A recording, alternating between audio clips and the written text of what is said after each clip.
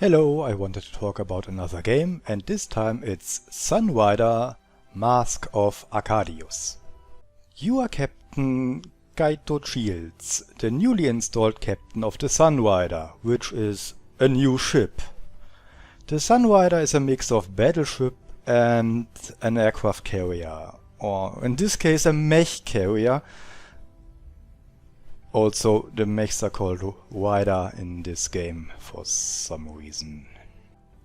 While taking your new command and realizing that your first officer is a woman you have some history with, your homeworld gets attacked and conquered by one of the two dominating galactic empires, the Pact. The other one is called Alliance for creativity reasons. We see the Pact fleet kill a few million civilians just to make sure we know they are evil, and since we are outnumbered and outgunned, we hightail out of it. This leaves us as the last operating battleship and military of our homeworld. To make things even more fun, the one thing your Ryder carrier is missing are riders and pilots. So that's the plot of the game. The goal is to get these empty halls of your ship filled with riders and pilots. And maybe talk to the other galactic empire, the Alliance, to give us a hand and liberate our home world. Seeing how the follow-up to this game is called Liberation Day, I guess it's not too much of a spoiler to say it won't all happen in this game. You will find various riders and pilots in the following missions, and all those riders are piloted by cute girls. What do you mean? I'm starting to see a pattern here. And let's address one more thing about the game. It warns you about nudity, and yeah, there is nudity, or at least there is not nudity, because well, there was one scene where the girl was in the shower having an inner monologue, and at this point you might think, why do they even bother about that? But there you have it, there is nudity in this game, let's move on. Between the missions you can talk with the girls you've already found, your pilots. And while this looks a little like a sim dating game, it's really not. The narrative flow is more important than having a side game where you can date various girls, I guess. The one girl you will date at the end is already clear and is part of the narrative flow, which is good for a story in general. I mean, think more Trails in the Sky and not Trails of Cold Steel. And I salute everyone who gets that reference. Anyway, you can talk to the girls, get a few informations about them, and the story that is actually pretty interesting is getting told in this way. What is not as brilliant as the story are the characters. They are pretty much all stereotypes and nothing really stands out. But it's not really bad, it's just pretty generic. Another thing you can go to from your ship navigation is your space map. On the space map you have the targets you can travel to, and it's almost only one target with your current mission. If there is no mission, there's no traveling. Welcome to Research and Development. To upgrade your riders and your main ship, you have Research and Development. The game itself gives you three kinds of damage types: kinetic, energy and missiles. They also give you defenses against each and every damage type. Against energy damage, lasers, there are shields. You can try to upgrade your flag and target down the missiles, and you can get armor against kinetic damage. So each and every of your riders has a special weapon combination. Your blackjack is very good when it comes to energy damage, but lacks the other things. While this one is the concept to be a melee rider.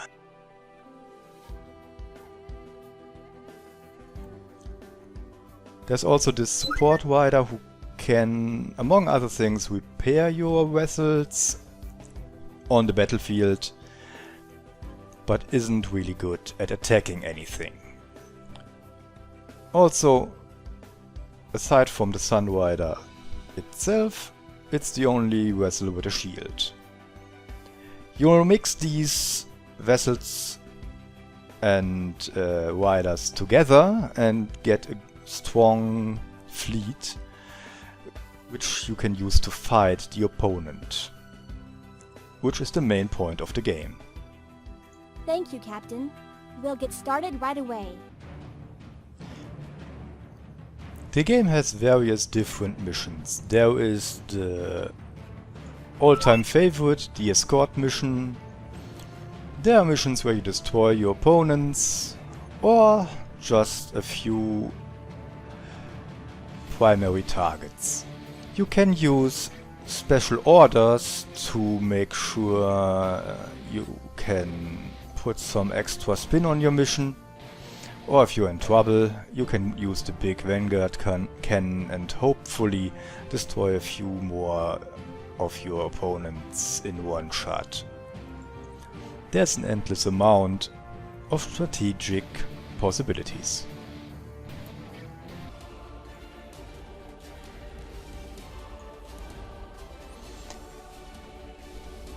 The main attraction of this game is the strategic fighting system. It's on a hex field, and as you can see, there is plenty of room to maneuver, and with the different kinds of attack and defense options, it makes up for a very strategic battle. You can see your opponent ships, they have shields and various defense options too. So it's in your best interest to think about which weapons you will use and which you won't use.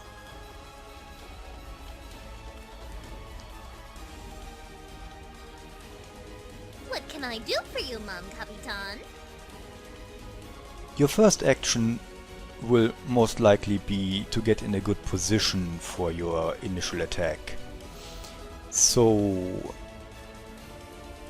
move your ships around, make sure they can get support. Watching over me, Captain? I'm glad to be by your side, Captain.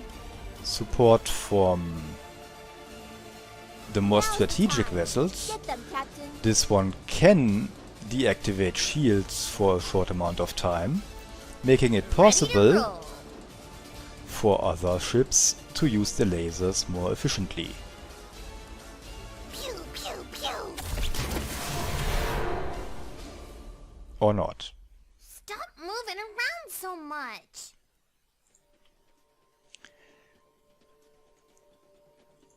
The Sunrider is at your disposal, Captain. You have a limited amount of energy points per round, and you use them to move or to shoot at other vessels. Anything you say. You have also some strategic options like reducing the aim of the opponent. And then I push this button, just like Chigara told me to. What? I'm not doing this because I like you. Going back. All systems are green. All ahead full. Your first round will be position only, and hopefully get in a hit or two. Trinity's locked. Confirmed hit. Most fights will not have you move around too much. Falling back. Reporting for duty, sir. It's more about getting in position. For duty. And afterwards, using your weapons to do Open fire. some damage. Now the opponent will shoot back at some point, and that's when your turn is over. And that's where the real damage starts.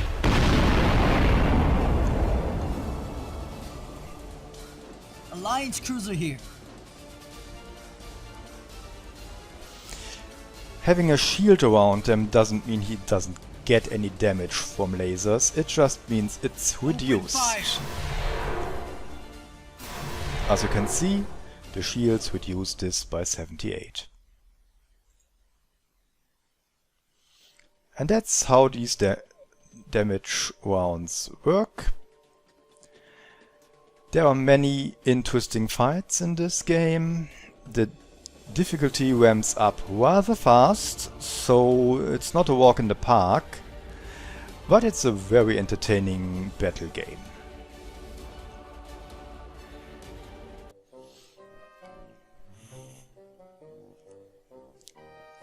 I should mention another thing. This game has a very interesting price, so it doesn't hurt to try.